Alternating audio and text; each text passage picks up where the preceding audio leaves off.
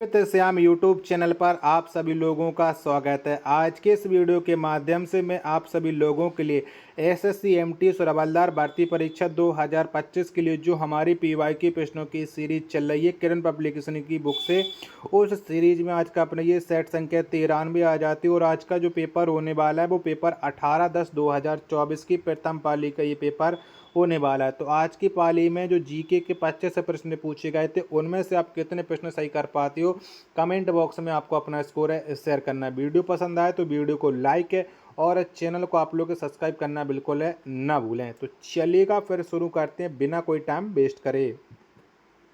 तो पहला प्रश्न आ जाता है कि निम्नलिखित में से किस विद्वान ने कश्मीर के इतिहास का संदर्भ दिया। तो किस विद्वान ने दिया था, पहले प्रश्न का राइट आंसर आपको देना है। तो कश्मीर के इतिहास का जो संदर्भ दिया था वो दिया था कल्हड़ ने। किसने? कल्हड़ ने दिया था और इनकी पुस्तक थी राजतंगड़ी। यानी पहले का पहला ऑप्शन देने वालों का राइट आंसर हो जाएगा। प्रश्न संख्या 2 आ जाता है आपके सामने कि S against odds dot dot खेलने वाले एक खिलाड़ी की आत्मकथा है। तो बताओ ये किसकी आत्मकथा है?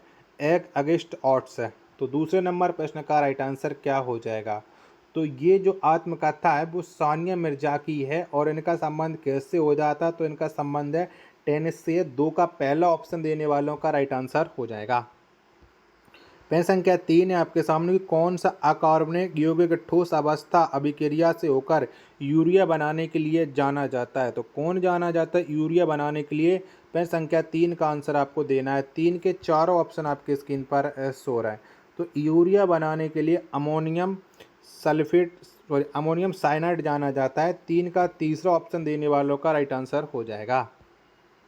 प्रश्न संख्या 4 है आपके सामने कि हिमाचल प्रदेश के निम्नलिखित सांस्कृतिक उत्सवों में से कौन सा हिडिंबा मंदिर में बसंत पंचमी के शुभ अवसर पर आयोजित किया जाता है। तो बताओ कौन आयोजित होता है हिडिंबा मंदिर में?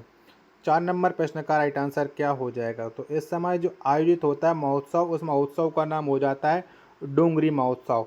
यानी 4 का पहला ऑप्शन देने वालों का करेक्ट आंसर हो जाएगा। अगला प्रश्न है प्रश्न संख्या 5 आ जाता है कि पद्म श्री प्राप्तकर्ता शोभना नारायण डॉट डॉट की प्रतिपादक हैं। तो बताना है कि शोभना नारायण का संबंध किससे हो जाएगा? 5 नंबर प्रश्न का राइट आंसर। तो शोभना नारायण का जो संबंध है वो कथक से हो जाता है। 5 का चौथा ऑप्शन देने वालों का करेक्ट आंसर हो जाएगा। नेक्स्ट प्रश्न पर संख्या 6 आ जाता है कि भारत की जनगणना 2001 के अनुसार निम्नलिखित में से किस राज्य में बाल लिंगानुपात सबसे कम है? तो कौन से राज्य में सबसे कम बाल लिंगानुपात है 2001 की जनगणना के अनुसार, ये आपको बताना है। इन्हीं 2 ऑप्शन में से आपको डिसाइड कर लेना है। तो आप जानते हैं कि हरियाणा राज्य में सबसे कम लिंगानुपात है। 6 का पहला ऑप्शन देने वालों का राइट आंसर हो जाएगा। वीडियो पसंद आ रही होगी तो प्लीज़ वीडियो को लाइक और चैनल को आप लोग सब्सक्राइब करना बिल्कुल है ना भूलें। 7 नंबर का प्रश्न है कि मई 2023 में केंद्रीय आवास और शहरी कार्य मंत्रालय ने अपनी स्मार्ट सिटी मिशन की समय सीमा को डॉट डॉट तक बढ़ा दिया है। तो कितने समय तक बढ़ा दिया है? 7 का आंसर आपको देना है। तो ये समय सीमा जून 2024 तक बढ़ा दी गई है। 7 का तीसरा ऑप्शन देने वालों का राइट आंसर हो जाएगा। प्रश्न संख्या 8 है आपके सामने कि भारत में पहली बार भारतीय सिविल सेवा परीक्षा निम्नलिखित में से किस स्थान पर आयोजित की गई थी? तो बताओ कहां पर इस सिविल सेवा परीक्षा का आयोजन किया गया था?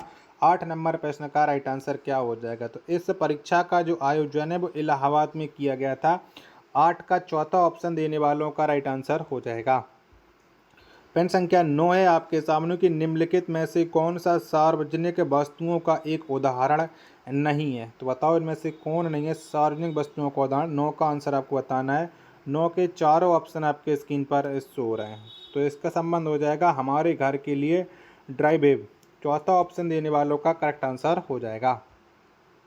प्रश्न संख्या 10 है आपके सामने कि नालंदा विश्वविद्यालय के उत्खनित खंडहरों से संकेत मिलता है कि इसके निर्माण में चमकीले लाल डॉट डॉट का उपयोग किया गया था। तो बताओ चमकीले किसका इस्तेमाल हुआ था नालंदा में? 10 नंबर प्रश्न का राइट आंसर क्या होगा? तो यहाँ पर लाल चमकीले ईंटों का, यानी पहला ऑप्शन देने वालों का राइट आंसर हो जाएगा। 11 नंबर का प्रश्न है कि विधि अधिकारी की नौकरी के लिए पात्र होने के बावजूद श्री एक्स को उपयुक्त पद के लिए साक्षात्कार के लिए नहीं बुलाया गया था। श्री एक्स अपने किस अधिकार का प्रयोग करने में असमर्थ थे? तो बताओ भी कौन से अधिकार का प्रयोग असमर्थ करने में थे। 11 का आंसर आपको बताना है। 11 के दो ऑप्शन ये रहे और दो ऑप्शन में आपको और दिखा देता हूँ, जिसके बाद आप लोग इस प्रश्न का राइट आंसर डिसाइड कर सकते हो। तो 11 के दो ऑप्शन ये रहे, तो इसका राइट आंसर हो जाएगा आपका अवसर की समानता। चौथा ऑप्शन देने वालों का करेक्ट आंसर हो जाएगा। नेक्स्ट प्रश्न है प्रश्न संख्या 12 की पिट्टी पक्षी अभ्यारण्य भारत के किस केंद्र शासित प्रदेश राज्य में स्थित है? तो बताओ कहाँ पर स्थित है ये पिट्टी पक्षी अभ्यारण्य? 12 का आंसर आपको देना है। तो इसका संबंध हो जाएगा लक्षद्वीप से। 12 का दूसरा ऑप्शन देने वालों का राइट आंसर हो जाएगा।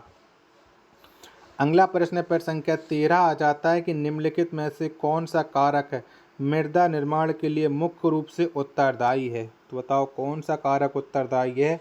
13 का आंसर आपको देना है। 13 के चारों ऑप्शन आपके स्क्रीन पर शो रहा है। तो अक्षय ये मुख्य रूप से उत्तरदायी हो जाता है। 13 का चौथा ऑप्शन देने वालों का राइट आंसर हो जाएगा।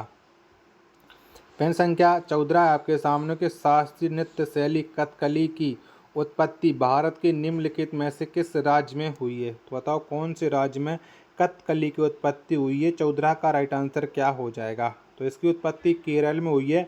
14 का पहला ऑप्शन देने वालों का राइट आंसर हो जाएगा। प्रश्न संख्या 15 आ जाता है कि अर्थशास्त्र के लेखक निम्नलिखित में से किस शासक के समकालीन थे? तो बताओ कौन से शासक के समकालीन थे अर्थशास्त्र के लेखक? 15 का राइट आंसर आपको देना है। तो आपको पता है कि अर्थशास्त्र किसने लिखी है, तो इनका संबंध है वो चंद्रगुप्त मौर्य के समकालीन हो जाते हैं। 15 का तीसरा ऑप्शन देने वालों का राइट आंसर हो जाएगा। और अर्थशास्त्र पुस्तक है कौटिल्य ने लिखी है, जिन्हें हम चाणक्य या विष्णुगुप्त के नाम से भी जानते हैं।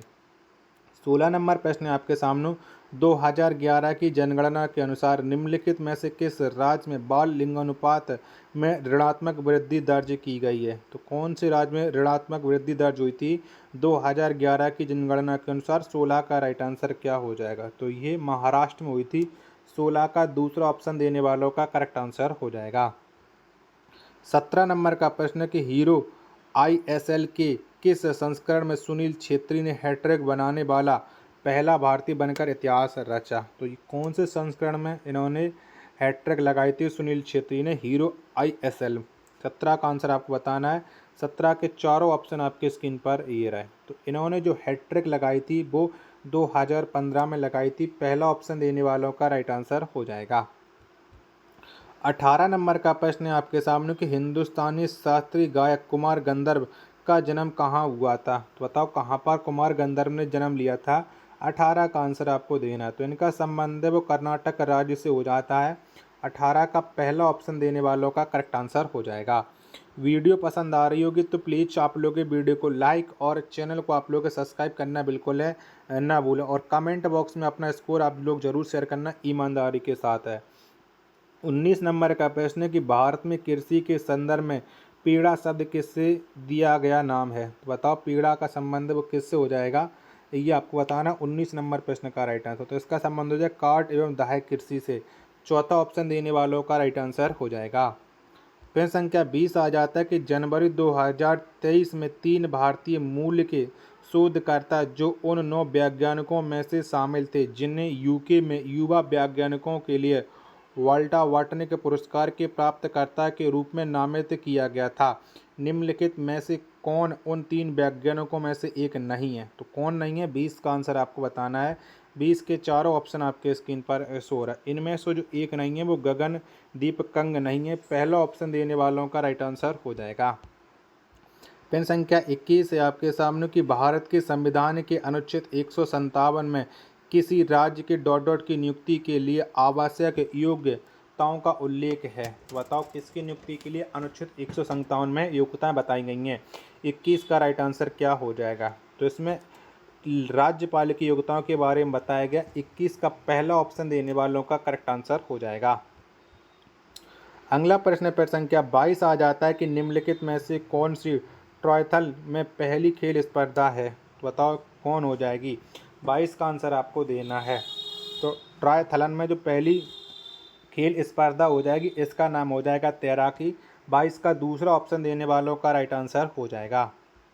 प्रश्न संख्या 23 है आपके सामने कि समस्थान के प्रजाति उद्भवन के अनुसार एक नई प्रजाति का उदय तब होता है जब डॉट डॉट। तो बताओ कब होता है नई प्रजाति का उदय, ये आपको बताना है। 23 का राइट आंसर क्या हो जाएगा। 23 के चारों ऑप्शन आपके स्क्रीन पर ये रहे, तो बताओ इनमें से करेक्ट आंसर क्या हो जाएगा।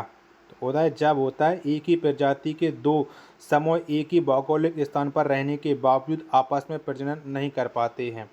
पहला ऑप्शन देने वालों का राइट आंसर हो जाएगा। प्रश्न संख्या 24 है आपके सामने कि जंतुओं में उत्सर्जन तंत्र का प्राथमिक कार्य क्या है। तो बताओ क्या है।